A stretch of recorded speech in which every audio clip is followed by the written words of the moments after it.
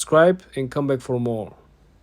Hi guys, in this video I'm going to show you how to save an Instagram Reels as a draft without posting it. First thing you want to do, you want to launch the Instagram app. Then you want to head to the lower center of the screen and click the plus sign. When you're at the posting menu, you want to scroll down. Do you see how I have plenty of options? You want to scroll through the Reel option over here, okay?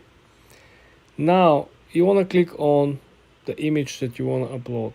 Then you press next.